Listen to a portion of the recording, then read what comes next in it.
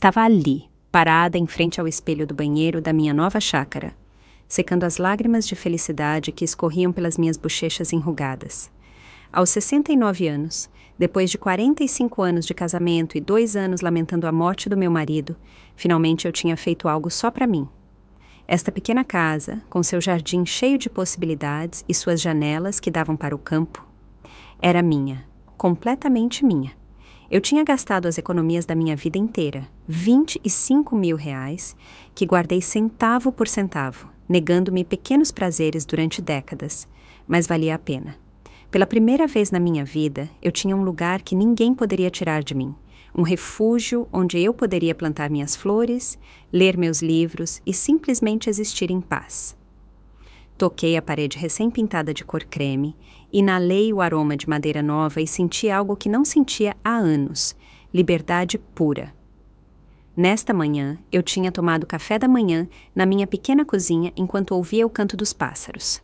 Eu tinha regado os vasos de plantas que havia comprado na cidadezinha e planejado onde colocaria minha cadeira de balanço favorita. Tudo era perfeito, tudo era meu. O telefone tocou quando eu estava arrumando minhas poucas coisas no armário do quarto principal. Vi o nome da minha filha Rafaela na tela e sorri, pensando que talvez ela quisesse me parabenizar pela minha casa nova, embora eu soubesse que ela tinha sido contra essa compra desde o começo. Mãe, é um desperdício de dinheiro, ela tinha me dito repetidas vezes. Você deveria ficar no seu apartamento, perto de nós. Perto de nós, não comigo. Perto. Para estar disponível quando precisassem de mim. Alô, minha filhinha? Atendi com aquela alegria maternal que nunca se apaga, não importa quantas vezes você tenha sido decepcionada. Mãe, prepare-se. Em 1 hora estarei aí com 20 pessoas da família do Marcelo, ela disse sem nem cumprimentar, com aquela voz autoritária que havia desenvolvido desde que se casou. Faça comida para todo mundo e arrume nossos quartos. Vamos ficar só 2 semanas. O mundo parou.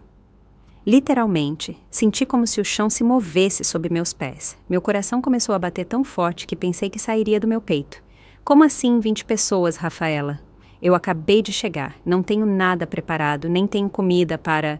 Mãe, não seja dramática, é sua família agora. Você tem que recebê-los bem. Marcelo diz que a prima dele, Paula Macedo, vem com os 4 filhos pequenos, o irmão dele, Nazário Macedo, com a esposa e filhos gêmeos. E também vêm os tios Pascoal Macedo e Rubens Macedo com as famílias. É época de férias e eles precisam de um lugar para ficar de graça. Sua casa é perfeita. Mas, Rafaela, eu não tenho espaço para tanta gente. Esta é uma casa pequena de 2 quartos e não tem mais. Somos sua família, você tem a obrigação de nos ajudar. Além disso, para que você comprou uma casa tão grande se não é para a gente usar? Não seja egoísta, mãe. Já estamos a caminho, então. Mãos à obra e prepare tudo. Ah, e certifique-se de que haja toalhas limpas suficientes para todo mundo. As crianças vão querer nadar no rio, então também prepare algo para comer na volta. Até. Ela desligou. Assim, sem mais. Fiquei ali segurando o telefone com a mão trêmula, sentindo como toda a felicidade que havia sentido há apenas alguns minutos se desvanecia como fumaça. 20 pessoas na minha casa nova, sem aviso prévio, sem me perguntar se eu podia, se eu queria, se eu tinha meios para atendê-los. E o pior de tudo, falando da minha casa como se fosse um hotel familiar gratuito. Olhei para a minha pequena casa de 2 quartos e um banheiro. Onde 20 pessoas dormiriam? No chão? Na minha sala, que mal tinha um sofá pequeno? Minha geladeira estava praticamente vazia. Mal tinha alguns ovos, um pouco de leite e uns tomates que eu tinha comprado na cidadezinha. Como eu alimentaria 20 pessoas com isso? Com que dinheiro eu compraria comida para 2 semanas para tanta gente? Mas o que mais me doeu não foi a logística impossível da situação. O que me partiu o coração foi perceber que, mais uma vez, a minha opinião não importava. Minha filha tinha decidido por mim. Ela tinha disposto da minha casa, do meu tempo, do meu dinheiro, como se eu fosse sua empregada e não sua mãe. Como se esta casa que eu havia comprado com o suor do meu rosto e as economias de toda a minha vida fosse um hotel gratuito para a família do marido dela. Sentei-me na beira da minha cama nova, aquela que eu havia escolhido com tanto cuidado, pensando nas manhãs tranquilas que passaria ali lendo, e comecei a sentir aquela familiar sensação de vazio no estômago. Era a mesma que sentia toda vez que Rafaela e o marido apareciam no meu antigo apartamento. Eles se serviam do que havia na minha geladeira, usavam minha máquina de lavar, viam minha televisão e iam embora deixando tudo sujo e desarrumado, como se fosse a coisa mais natural do mundo. Lembrei-me vividamente do dia seguinte ao funeral do meu marido, quando mais precisava de apoio emocional. Rafaela havia aparecido com caixas vazias e um sorriso falso. "Mãe, você tem coisas demais. Precisa se desfazer de tudo isso", ela tinha me dito enquanto empacotava os livros do meu falecido marido sem me perguntar. "Nós levamos isso, você não precisa. Na sua idade, você já não lê tanto." E eu, na minha dor e confusão, a tinha deixado levar metade das minhas lembranças, incluindo o relógio de ouro que tinha sido do meu sogro. Quando vendi o apartamento para comprar esta casa, ela tinha insistido que eu lhe desse o dinheiro para investir melhor. "Mãe, você não entende de finanças. Eu sei como fazer esse dinheiro crescer", ela tinha me dito com aquele sorriso condescendente que eu tanto odiava. Quando me recusei, ela não falou comigo por um mês inteiro. E agora, no primeiro dia na minha casa nova, ela já estava reivindicando seu direito de usá-la como se fosse dela.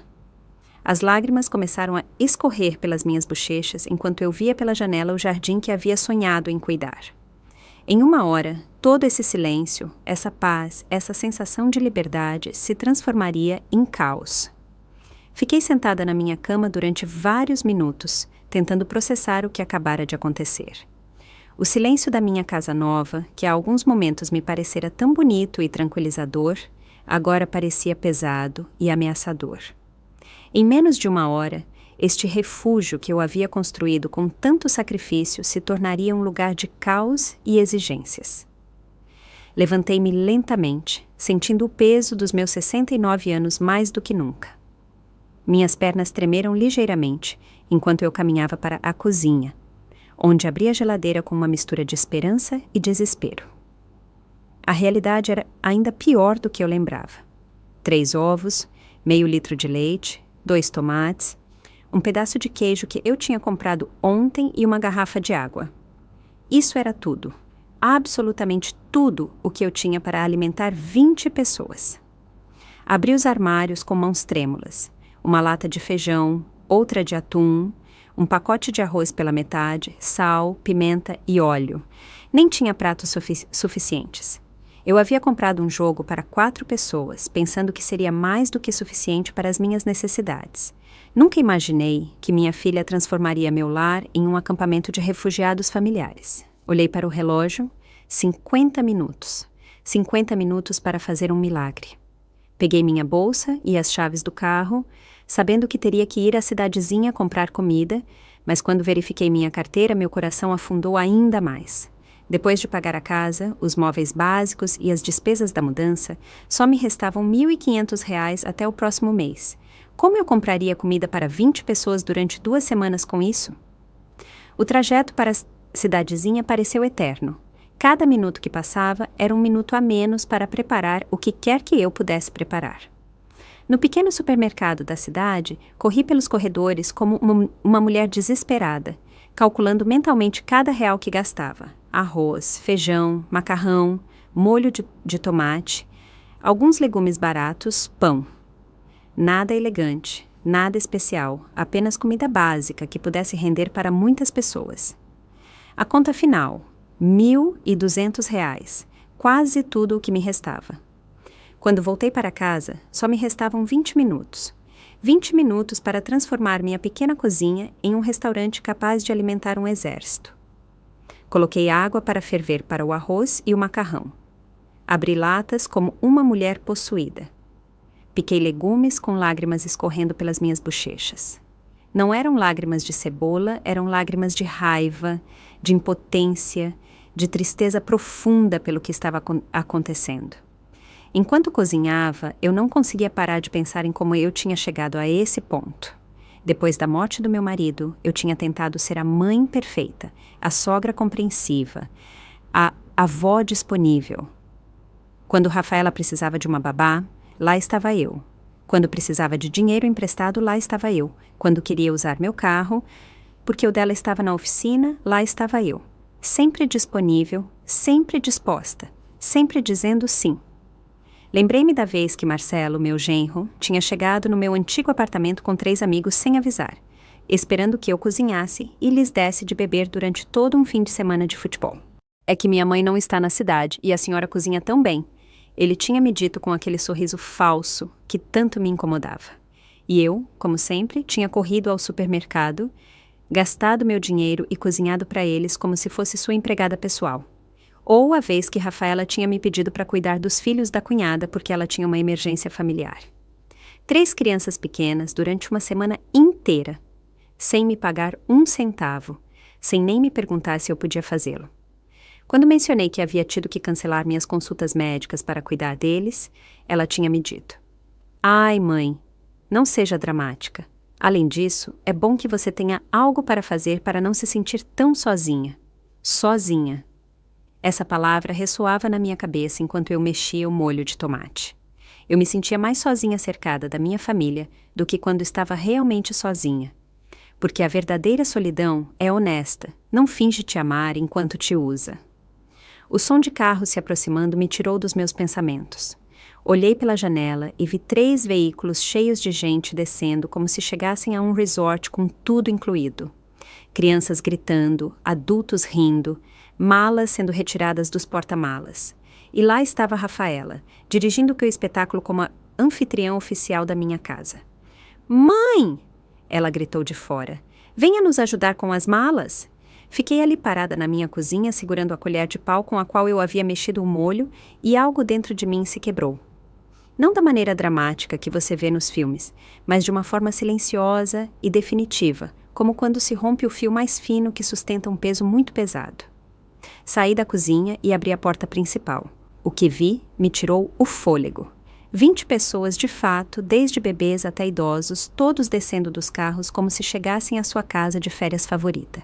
Alguns já estavam com trajes de banho, outros carregavam caixas térmicas cheias de cerveja e todos, absolutamente todos, me olhavam com aquele sorriso expectante de quem sabe que vai ser atendido como um rei. "Ivete!" gritou Paula Macedo, a prima do Marcelo, enquanto carregava um bebê chorando. "Que casa linda! As crianças vão ficar tão felizes aqui. Espero que você tenha preparado muita comida porque estamos com fome da viagem." Nazário Macedo, o irmão do Marcelo, se aproximou dando um tapinha nas minhas costas, como se fôssemos velhos amigos. "Sogra, isso está perfeito para as férias. Já está pronta aqui a comida?" As crianças não almoçaram. Claro que não almoçaram porque sabiam que a vovó Ivete Silveira estaria ali para resolver tudo. Como sempre, como a empregada confiável que nunca diz não.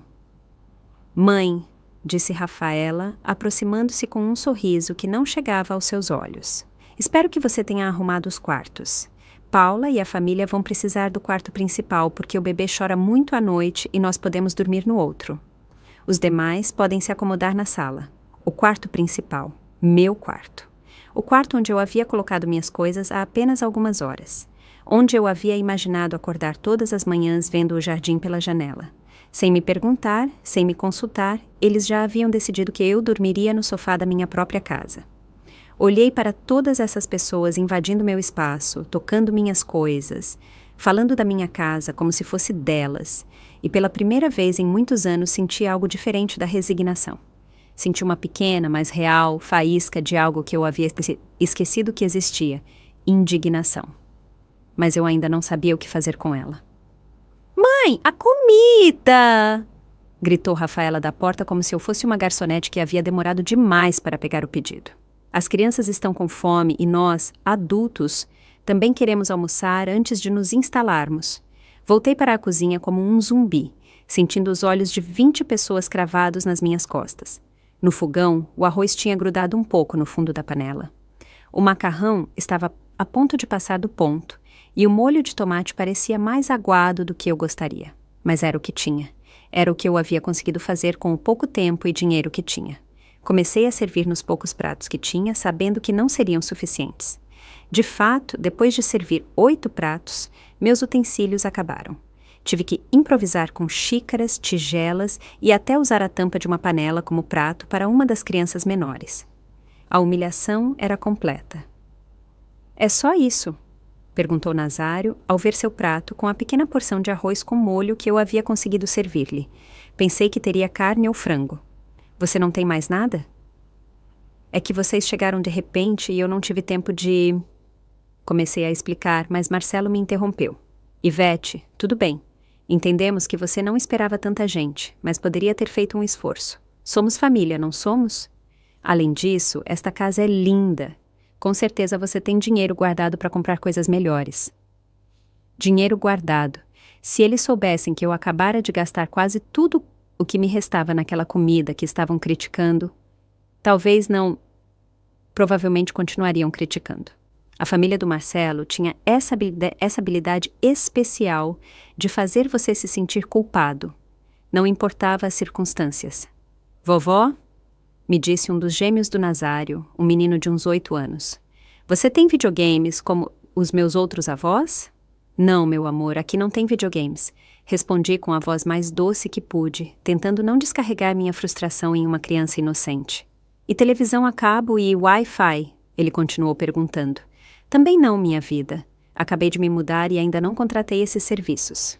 O menino me olhou como se eu tivesse dito que morava em uma caverna. "Então é o que vamos fazer por 2 semanas. Isso é chato." Paula Macedo, enquanto trocava a fralda do bebê na minha mesa de jantar, se juntou à conversa. "Ivete, precisamos que você vá à cidadezinha comprar fraldas, leite em pó e papinha de bebê.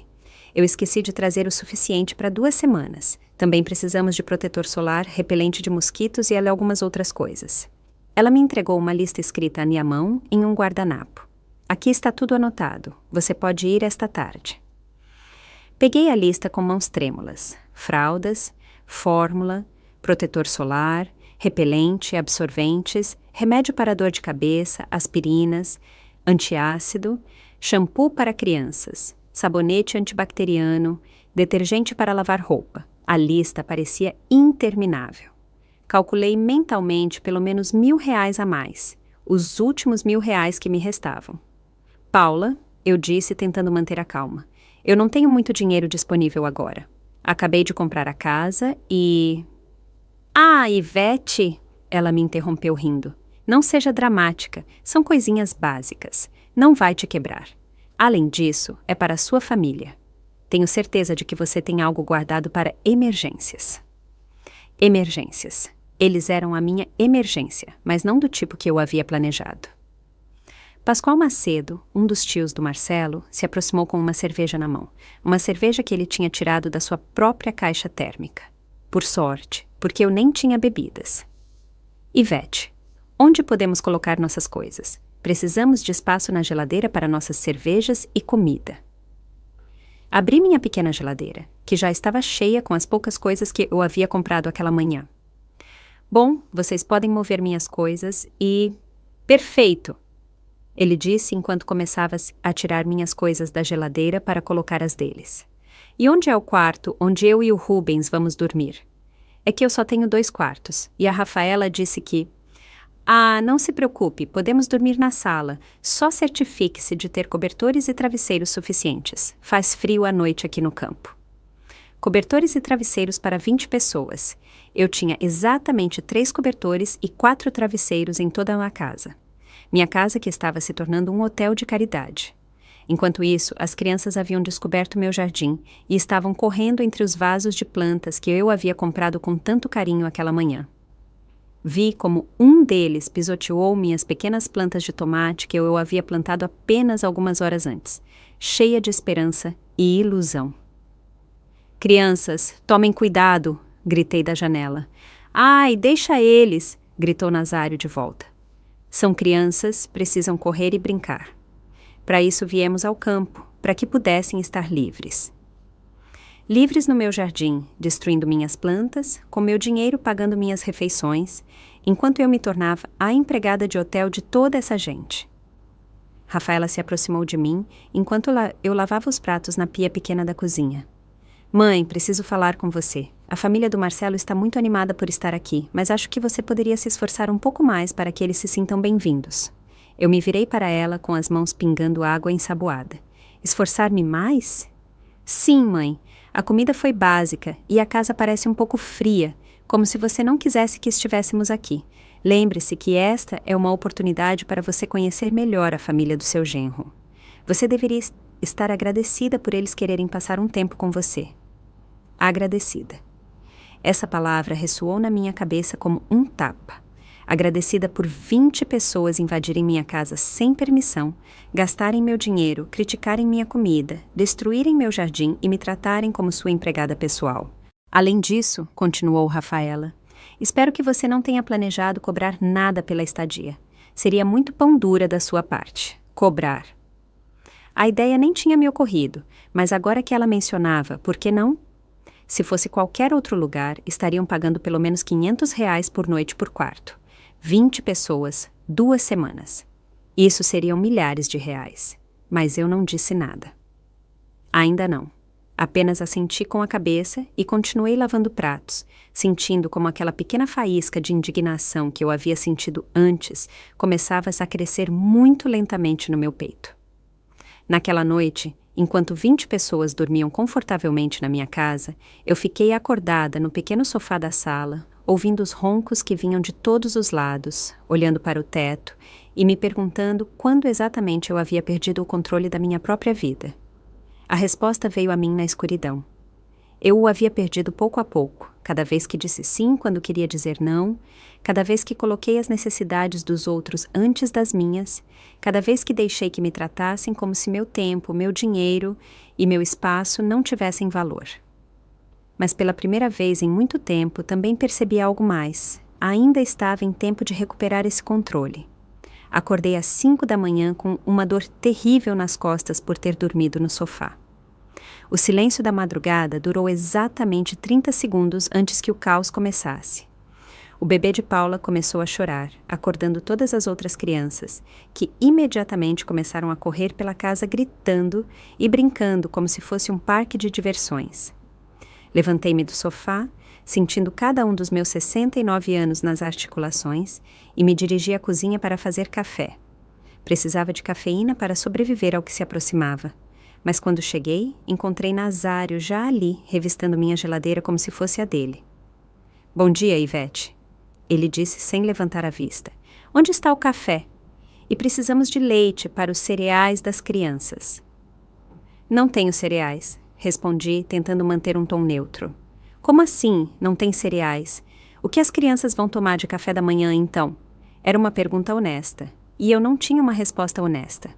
Eu não tinha cereais, não tinha leite suficiente, não tinha o suficiente de nada para alimentar 20 pessoas durante 2 semanas. Minha pequena despensa estava projetada para uma única pessoa que comia de forma simples e econômica. Posso fazer ovos mexidos? Ofereci, sabendo que me restavam exatamente 6 ovos depois dos que eu havia usado ontem. 6 ovos para 20 pessoas? Perguntou Nazário rindo. Melhor irmos à cidadezinha comprar comida de verdade, mas que seja rápido porque as crianças vão ficar com fome logo. Vamos!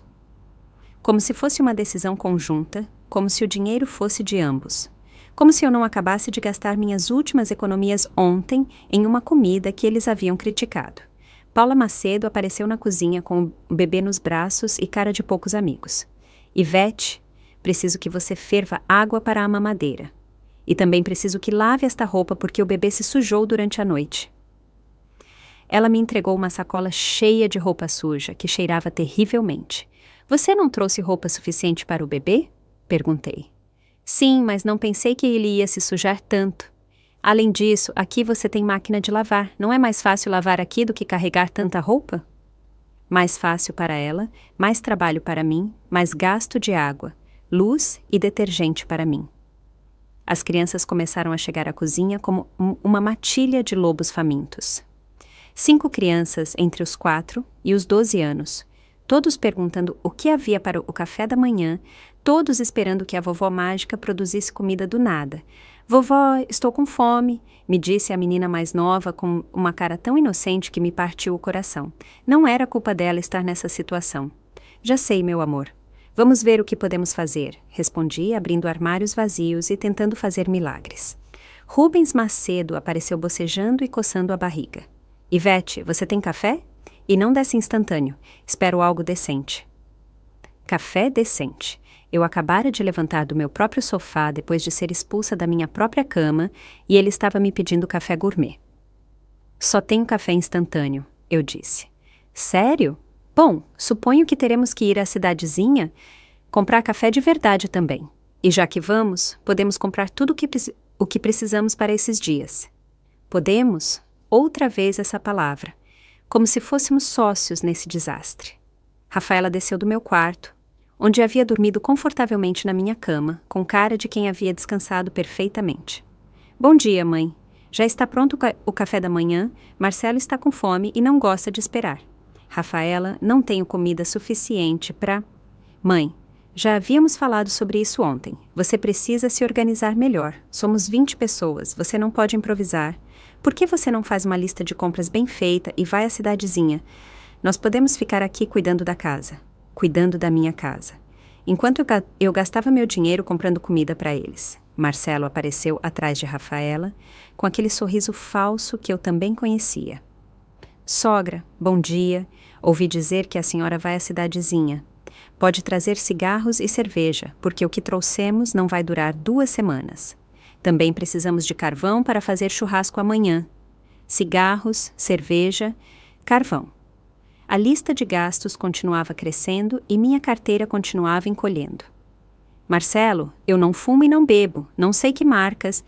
Não se preocupe, qualquer marca está boa. O importante é que tenhamos o suficiente para nos divertir. Se divertir com meu dinheiro na minha casa, enquanto eu trabalhava como empregada pessoal deles. Pascoal Macedo se juntou ao grupo na cozinha. Ivete, ontem à noite falei com o Rubens e achamos que seria uma boa ideia fazer um churrasco grande para toda a família. Podemos convidar mais parentes que moram perto. O que você acha de organizarmos algo para o fim de semana? Mais parentes? Perguntei sentindo como minha pressão arterial subia.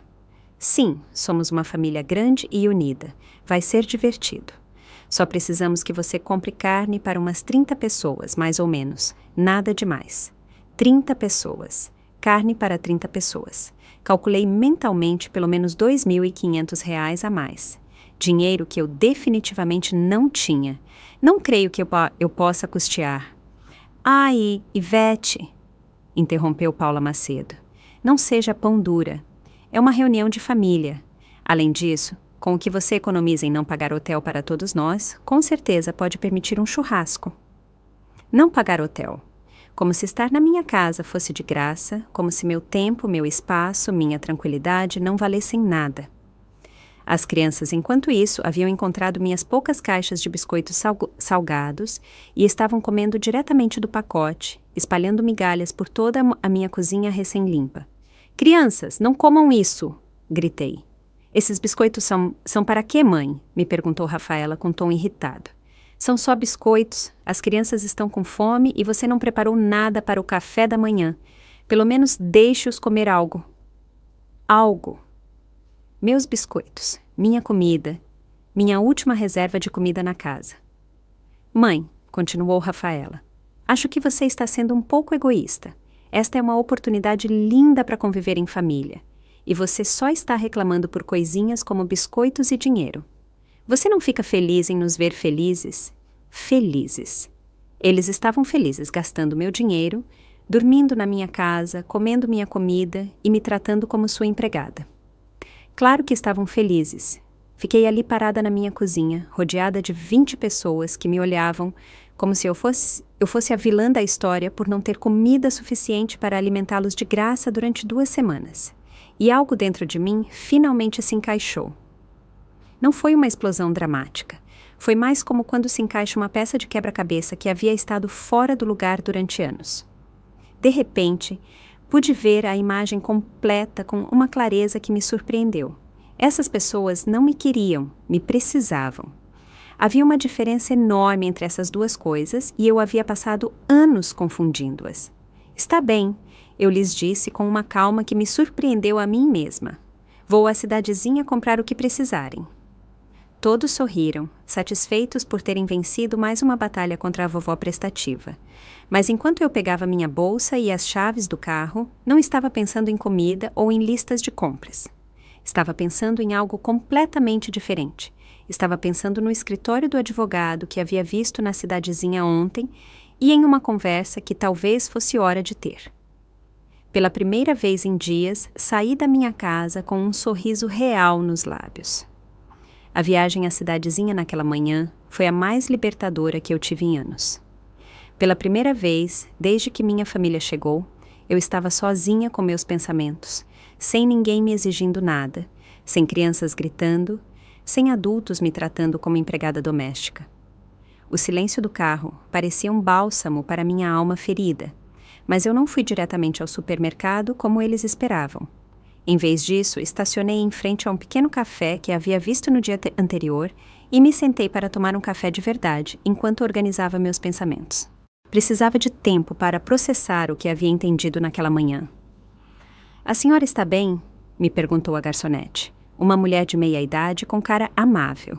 Parece um pouco perturbada. Eu sorri tristemente. "Digamos que estou vivendo uma situação familiar complicada." "Ah," ela disse, assentindo com cumplicidade. "Família, às vezes, são os que mais nos machucam, não é?" Suas palavras me atingiram como um raio. Era exatamente isso. Minha própria família era a que mais me machucava, e eu havia me acostumado tanto com a dor que tinha começado a pensar que era normal. Depois do café, caminhei pela pequena cidadezinha até encontrar o que procurava. Jeremias Antunes, advogado. A placa era simples, mas profissional. Respirei fundo e entrei. "Bom dia," me cumprimentou um homem de uns 50 anos com cara bondosa. "Em que posso ajudá-la?" "Preciso de assessoria jurídica sobre situações familiares," eu disse, sentindo-me um pouco ridícula, mas decidida a continuar. Jeremias me convidou a sentar e me ofereceu água.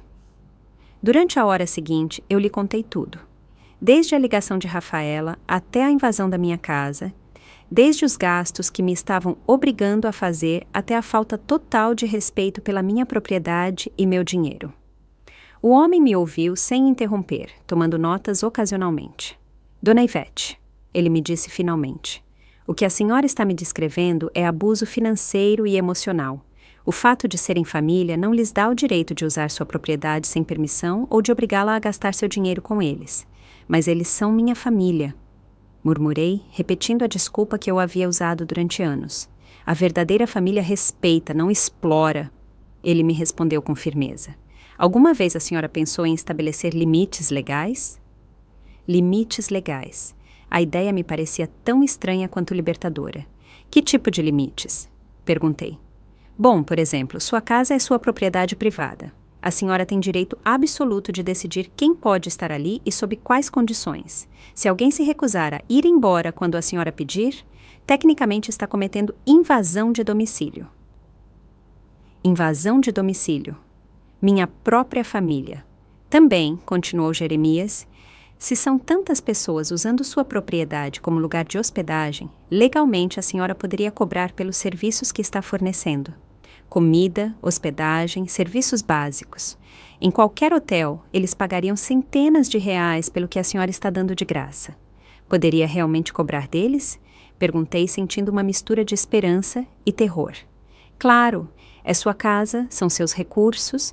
Se eles decidiram vir sem convite e sem contribuir economicamente, a senhora tem todo o direito de estabelecer termos comerciais para a estadia deles. Saí do escritório de Jeremias com uma pasta cheia de documentos e uma nova perspectiva sobre minha situação. Eu havia redigido uma carta formal estabelecendo termos de hospedagem comercial para minha propriedade com tarifas por quarto, por refeição e por serviços. Também tinha informações sobre meus direitos como proprietária e os passos legais que eu poderia tomar se alguém se recusasse a respeitar minhas decisões. Minha próxima parada foi o banco. Queria saber exatamente quanto dinheiro me restava e quanto eu havia gasto nos últimos 2 dias. Os números eram alarmantes. Em menos de 48 horas, eu havia gasto R$ 2.600 das minhas escassas economias. Nesse ritmo, eu estaria completamente falida em uma semana. O gerente do banco, um homem jovem chamado Ricardo Azevedo, revisou minha conta com expressão preocupada. Dona Ivete, esses gastos são muito altos para sua renda habitual. Está tudo bem? Ele me perguntou. Expliquei brevemente a situação e ele assentiu com compreensão. Olha, não é da minha conta, mas eu já vi casos similares. Idosos que se deixam explorar financeiramente por familiares. A senhora já considerou colocar limites nos seus gastos? Estou começando a considerar, respondi.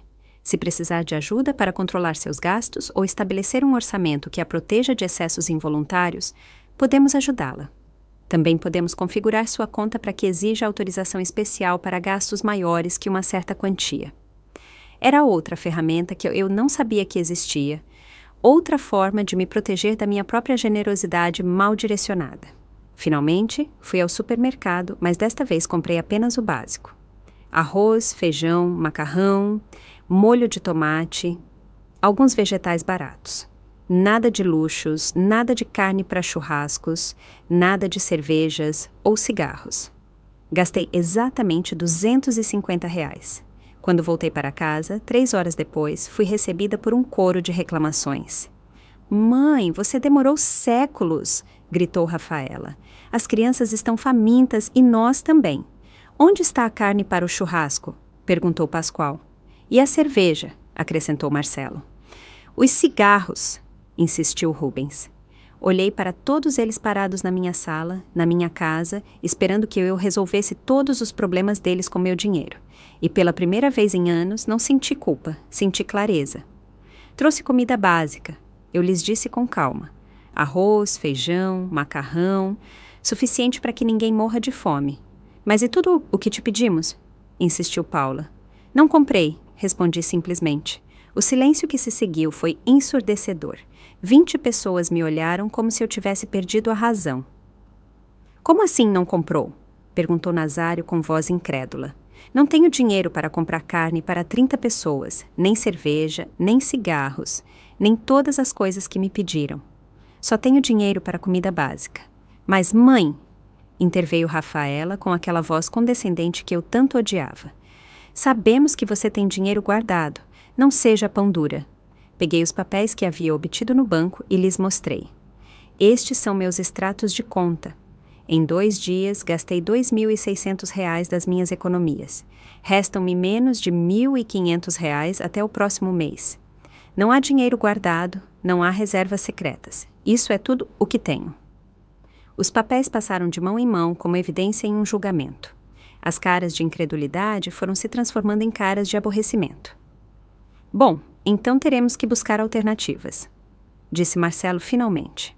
Podemos contribuir todos para os gastos.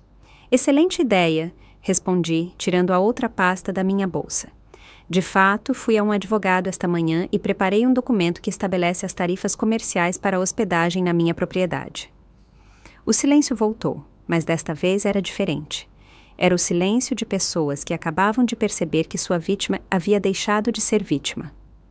São R$500 por quarto por noite, R$250 por pessoa por dia para refeições e R$100 por dia para serviços básicos como água, luz e lavanderia.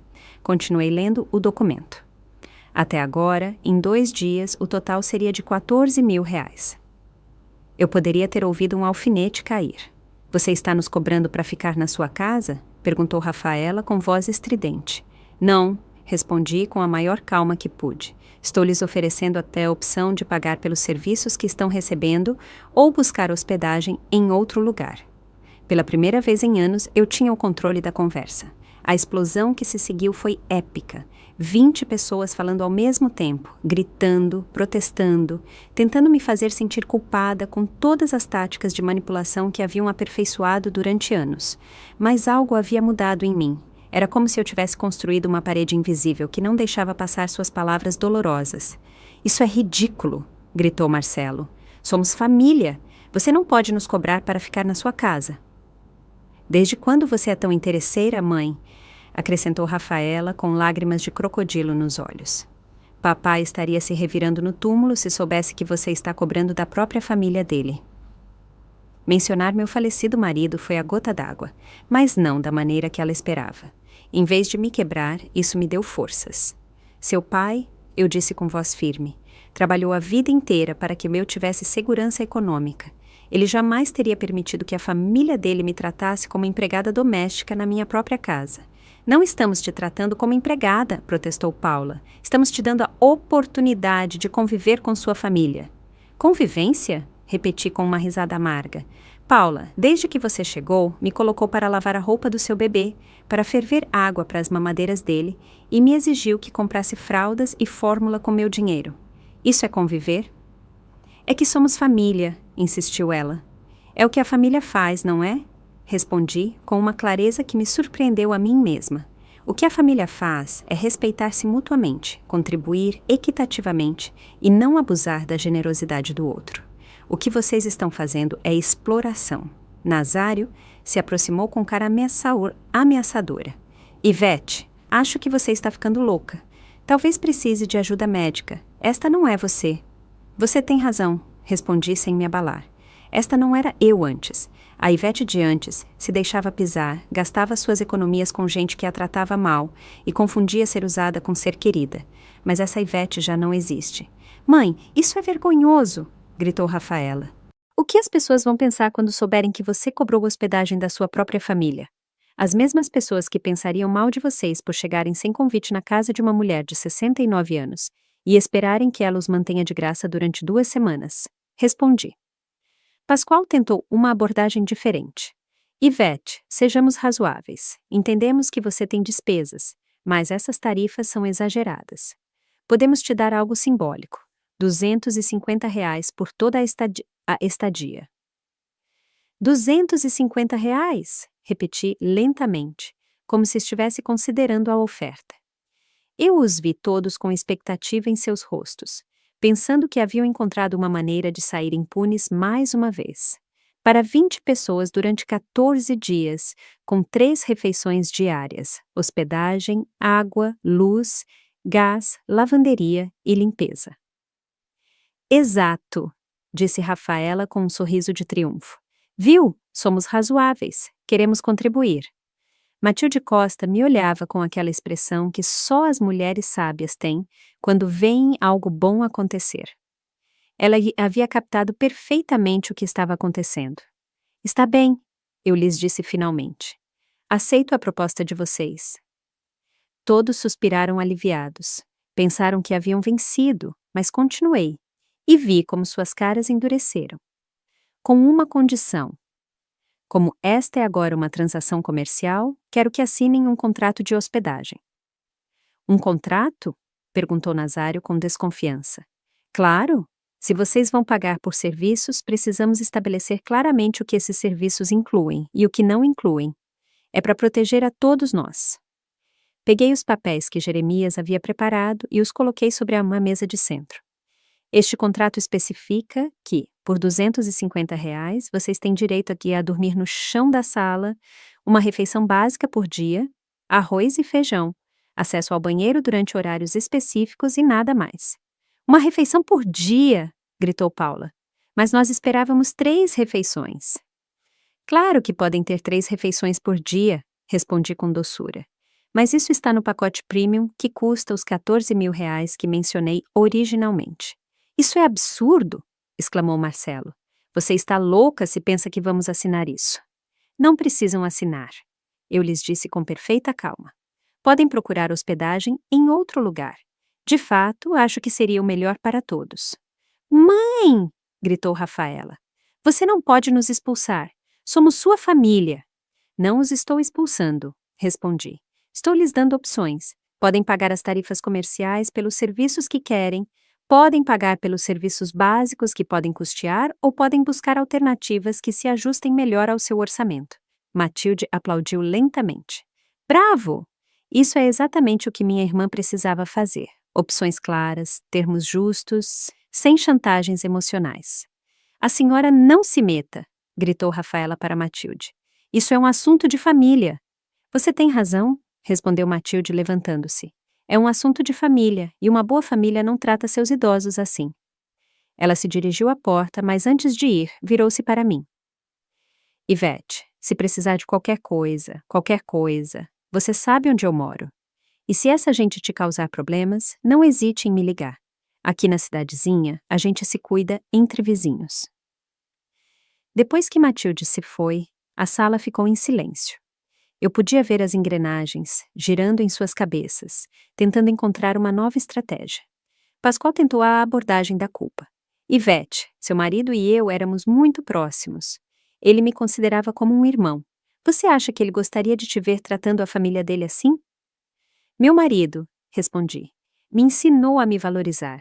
Ele me ensinou que o verdadeiro amor se demonstra com ações, não com palavras. E me ensinou que permitir que outros abusem de você não é amor, é covardia. Rubens tentou intimidar. Ivete, acho que você não está percebendo a situação em que está se metendo. Somos muitos e você está sozinha. Não é inteligente fazer inimigos da família. Suas palavras teriam me aterrorizado antes, mas agora apenas confirmaram o que eu já sabia. Essas pessoas não me amavam, me precisavam e, quando não podiam usar meu amor, recorriam ao medo. Você está me ameaçando na minha própria casa? Perguntei com uma calma que me surpreendeu. Não é uma ameaça. Ele respondeu rapidamente. Só estou sendo realista. A realidade, eu disse, é que vocês vieram à minha casa sem convite, esperando serviços gratuitos que não podem pagar. A realidade é que quando lhes pedi para contribuírem equitativamente, se recusaram. E a realidade é que agora que lhes ofereço opções justas, recorrem a ameaças e intimidação. Paula começou a chorar. Era um choro dramático, projetado para manipular. Não posso acreditar o quão cruel você se tornou, Ivete. Meu bebê precisa de estabilidade e você está nos jogando na rua. Seu bebê, respondi, precisa de pais que possam custear suas necessidades básicas sem depender de explorar uma mulher idosa. Se não podem pagar umas férias, talvez não devessem tirá-las. As crianças que haviam estado brincando no jardim entraram correndo. Vovó, por que estão todos gritando? Perguntou a mais nova. Meu coração se partiu um pouco. As crianças eram inocentes em tudo isso, mas seus pais as estavam usando como escudos emocionais. Os adultos estão tendo uma conversa séria, respondi com doçura. Por que vocês não vão brincar lá fora mais um pouquinho? É que estamos com fome, disse um dos gêmeos. Já está pronta aqui a comida? Olhei para todos os adultos na sala. Nenhum se moveu para cuidar de seus próprios filhos famintos. Eles esperavam que eu o fizesse, como sempre. Pais, eu disse, seus filhos estão com fome. Na cozinha há arroz e feijão que vocês podem preparar para eles. Você não vai cozinhar? Perguntou Nazário com incredulidade. Eu cozinhei ontem e anteontem. Hoje podem cozinhar vocês. Mas nós não sabemos cozinhar, protestou Paula. Então, talvez seja a hora de aprender, respondi. Ou podem levar as crianças para comer na cidadezinha. Há vários restaurantes. Marcelo levantou-se bruscamente. Isso é o cúmulo! Rafaela, faça nossas malas. Estamos indo agora mesmo. Para onde? Perguntou Rafaela em pânico. Não temos reservas em lugar nenhum. Vamos procurar algo. Qualquer coisa é melhor do que ficar aqui com essa versão da sua mãe. Fiquei sentada, olhando-os correr de um lado para o outro, arrumando suas coisas apressadamente. Parte de mim sentia tristeza vendo o caos, mas uma parte maior sentia alívio. Mãe, me disse Rafaela quando já tinham tudo arrumado. Esta não é você. Não sei o que te aconteceu, mas espero que você reflita sobre o que fez hoje. Você destruiu sua família por dinheiro. Não, respondi, levantando-me para olhá-la diretamente nos olhos. Eu encontrei minha dignidade e aprendi a diferença entre família que me ama e gente que me usa. Você vai se arrepender, ela gritou enquanto saía. Quando estiver sozinha e doente, não venha nos pedir ajuda. Prefiro estar sozinha e com dignidade do que acompanhada e sem respeito, respondi. Um por um, eles foram entrando em seus carros. As crianças choravam porque não entendiam por que tinham que ir embora tão rápido. Os adultos murmuravam entre si, provavelmente planejando como contar ao resto da família o quão terrível era sua avó, sogra. Da minha janela, eu os vi se afastarem pela estrada de terra até desaparecerem completamente. Pela primeira vez em 3 dias, minha casa estava em silêncio. Um silêncio real, escolhido, digno. O silêncio que se seguiu à partida deles não foi vazio, como eu havia temido. Foi cheio, cheio de paz, de possibilidades, de uma tranquilidade que eu havia esquecido que existia. Caminhei pela minha casa lentamente, tocando minhas coisas, vendo meus espaços e a invasão de 20 pessoas que não respeitavam nem minha propriedade, nem minha pessoa. A cozinha estava uma bagunça. Pratos sujos empilhados, migalhas por toda parte, a geladeira deixada aberta, molhos derramados nos armários. Eles haviam usado minhas coisas como se fossem descartáveis, sem nenhum cuidado ou consideração. Mas em vez de sentir raiva, senti uma estranha satisfação. Cada prato que lavei, cada superfície que limpei, era uma pequena recuperação do meu território. Eu estava secando o último prato quando ouvi baterem na porta. Por um momento, meu coração acelerou, pensando que haviam voltado para outra rodada de manipulação e chantagens.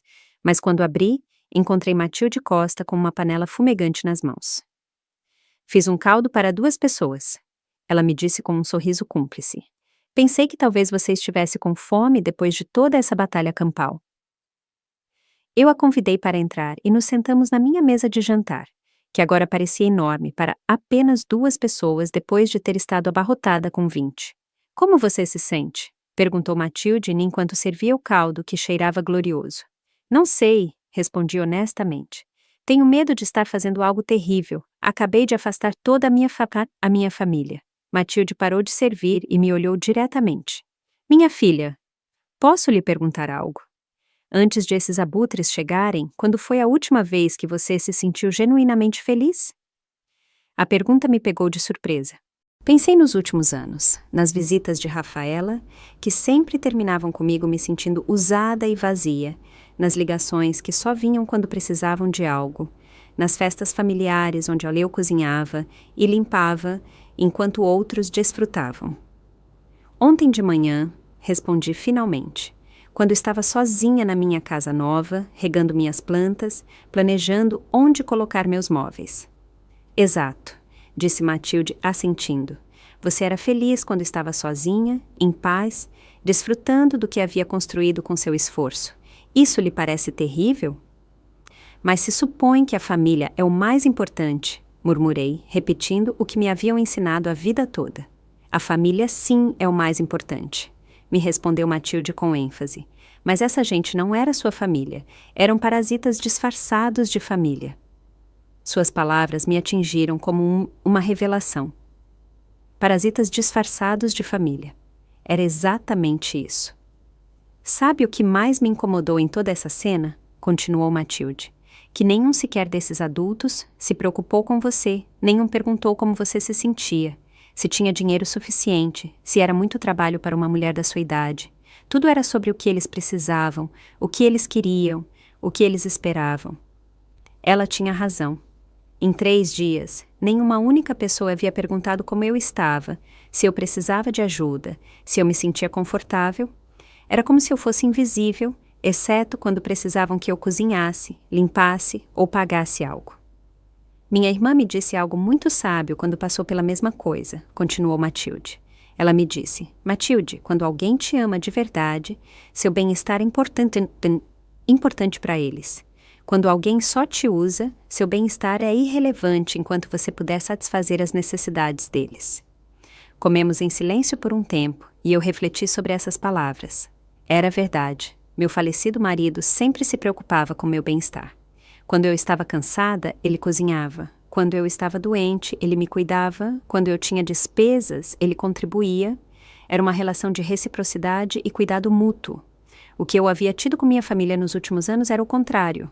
Eu dava, eles tomavam, eu me sacrificava, eles se beneficiavam, eu me preocupava com eles, mas eles só se preocupavam com o que eu podia fazer por eles. Você acha que eles voltarão? Perguntei a Matilde. Ah, sim, ela respondeu com certeza, mas não hoje. Hoje estão furiosos e com o orgulho ferido. Mas quando o dinheiro para hotéis acabar ou quando precisarem de algo de você, eles vão voltar com lágrimas e promessas de mudança. E o que devo fazer quando isso acontecer? Manter-se firme, lembrar como se sentiu nestes últimos 3 dias e lembrar como se sente agora. Os sentimentos não mentem, minha filha. Se você se sente melhor sem eles do que com eles, isso está te dizendo algo muito importante. Depois que Matilde se foi, decidi ligar para Jeremias para contar o que havia acontecido. Excelente, ele me disse com entusiasmo quando lhe narrei os eventos do dia. Fez exatamente o que era certo. Estabeleceu limites claros, ofereceu opções justas e, quando eles escolheram ir embora, a senhora os deixou ir com dignidade. Mas tenho medo de que eles voltem e... Dona Ivete, ele me interrompeu gentilmente. A senhora tem medo de que eles voltem porque sente falta deles ou porque teme que a pressionem até que ceda novamente? A pergunta me fez refletir. Não sentia falta deles de forma alguma. Não sentia falta do caos, das exigências, do sentimento constante de não ser suficiente. O que eu temia era minha própria capacidade de ceder novamente à pressão. Temo que volte a ceder, admiti. Isso é normal, ele me tranquilizou. Por isso preparamos os documentos legais. Se eles voltarem, a senhora tem respaldo legal para manter seus limites. E também tem sua vizinha Matilde, que parece ser uma boa aliada. Naquela noite, pela primeira vez em 3 dias, dormi na minha própria cama. O silêncio era lindo. Não havia bebês chorando, crianças correndo, adultos roncando na minha sala. Apenas o som suave do vento nas janelas e o canto ocasional de algum grilo. Acordei naturalmente às 7 da manhã, sem o caos de 20 pessoas exigindo café da manhã imediato. Fiz café só para mim, 2 ovos mexidos só para mim, e comi em paz enquanto via pela janela meu jardim maltratado, mas ainda salvável. Depois do café da manhã, saí para avaliar os danos nas minhas plantas. Algumas estavam pisoteadas, outras arrancadas, mas a maioria podia se recuperar com cuidado.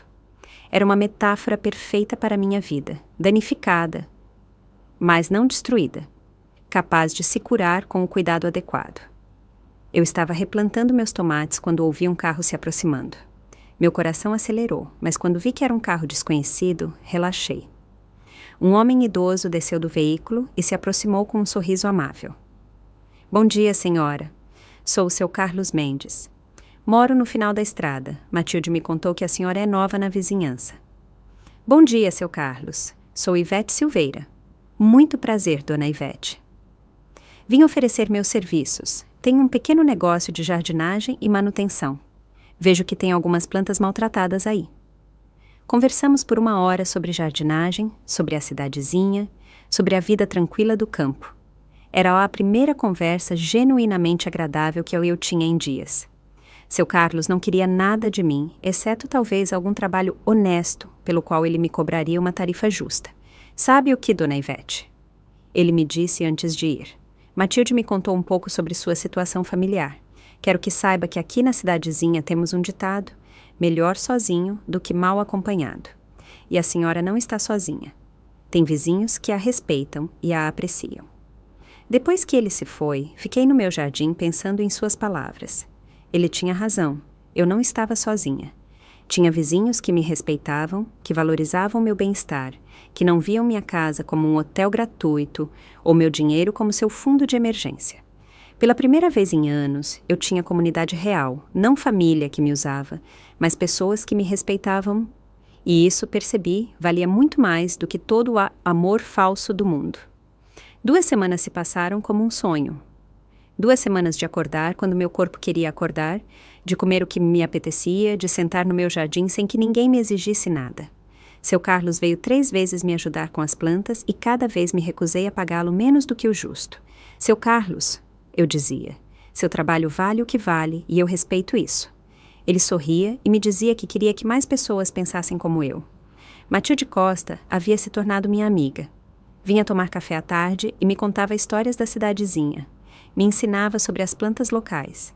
Me fazia rir com anedotas de suas próprias batalhas familiares. Era o que eu sempre havia pensado que deveria ser uma relação. Reciprocidade, respeito, carinho genuíno, sem condições. Uma tarde, enquanto regava meus tomates, que já estavam crescendo lindos novamente, ouvi o som familiar de carros se aproximando.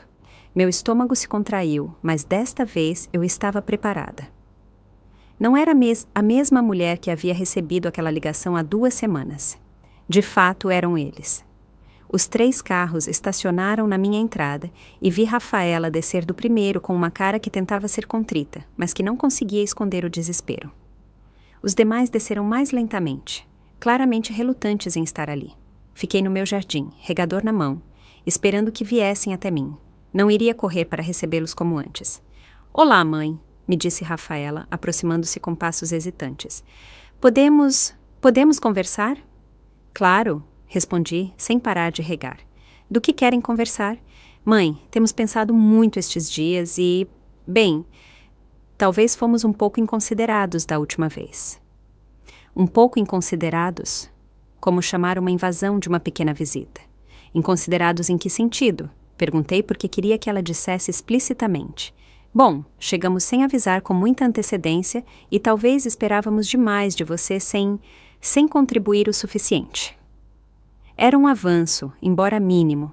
Pelo menos ela estava reconhecendo parte do problema. Marcelo se aproximou com aquele sorriso falso que eu também conhecia. Sogra, sabemos que a senhora estava estressada da outra vez.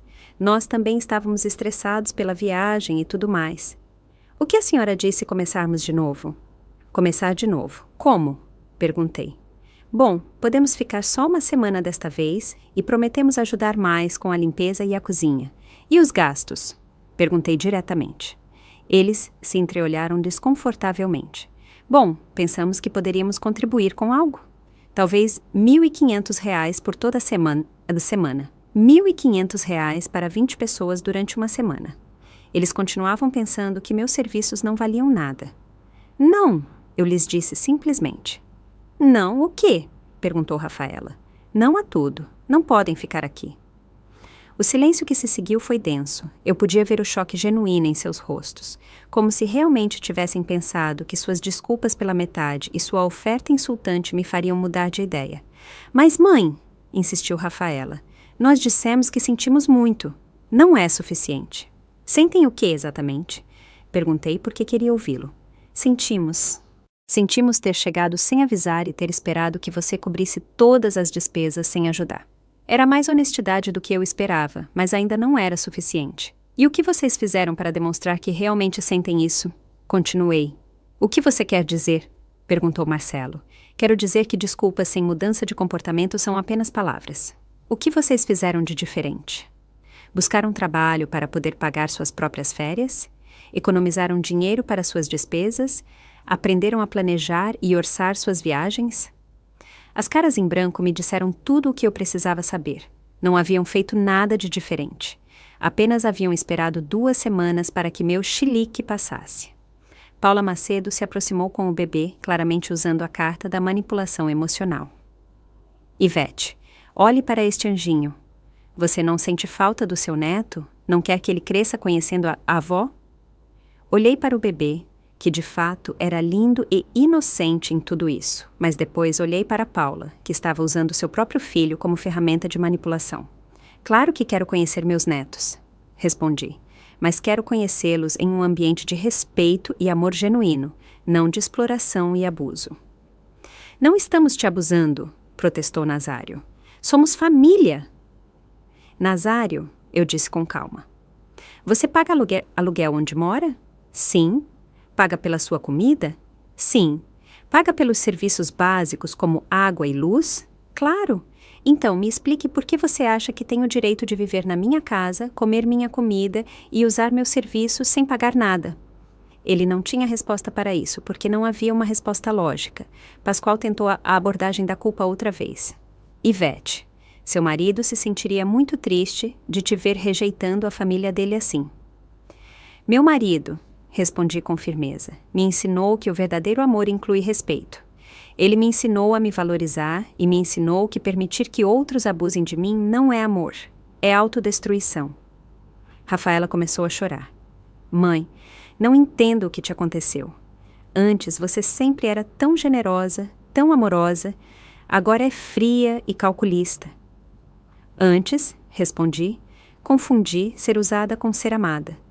Confundi esgotar meus recursos com ser generosa. Confundi permitir abuso com ser amorosa. Agora faço a diferença. Então, o quê? Gritou Marcelo com frustração. Não somos mais bem-vindos na sua casa nunca mais? São bem-vindos? Eu lhes disse.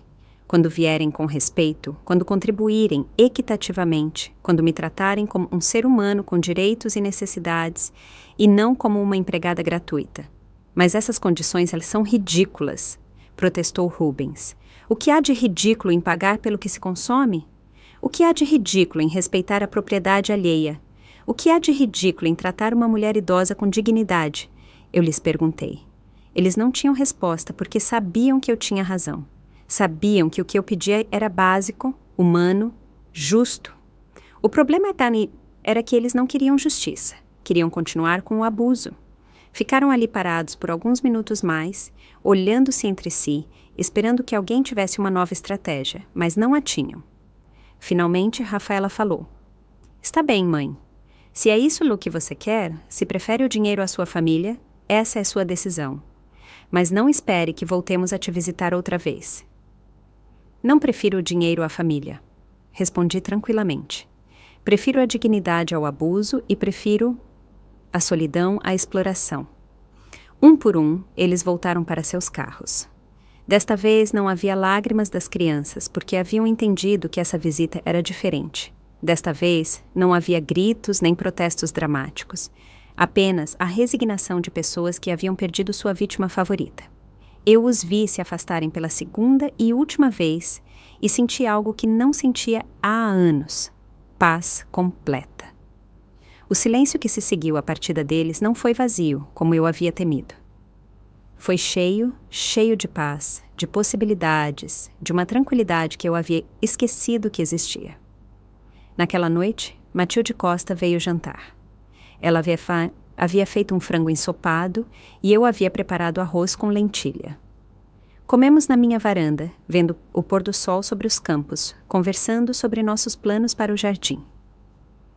Você se sente bem com sua decisão? Ela me perguntou. Eu me sinto livre, respondi pela primeira vez em anos. Eu me sinto livre. 6 meses depois, minha casa havia se tornado meu lar de verdade. Meu jardim florescia, eu tinha uma pequena rede de amigos na cidadezinha e havia começado a ter aulas de pintura no centro comunitário. Meus dias estavam cheios de atividades que eu escolhia fazer, não que me obrigavam a fazer. Rafaela me ligava de vez em quando, sempre que precisava de algo, dinheiro emprestado, que eu cuidasse das crianças, que eu resolvesse algum problema.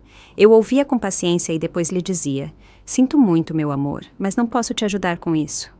No início, ela ficava brava, depois suplicava, depois ameaçava, agora simplesmente desligava. Aprendi que amar alguém não significa permitir que te machuquem. Aprendi que ser generosa não significa esgotar-se pelos outros. Aprendi que a verdadeira família cuida de você tanto quanto você cuida dela. E aprendi algo mais importante. Nunca é tarde demais para recuperar sua vida, sua dignidade e seu direito de ser feliz. Esta manhã, acordei com o canto dos pássaros, preparei meu café na minha cozinha limpa e organizada e saí para regar minhas plantas que crescem lindas e fortes, assim como eu. Se você gostou da minha história, pode me apoiar fazendo um super thanks. Assim eu consigo escrever muitas outras histórias como essa. Muito obrigado desde já. E você? O que faria no lugar dessa pessoa?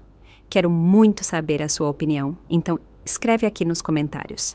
Fico sempre curioso para saber o que vocês acham. Ah, e me conta também onde você ouviu essa história.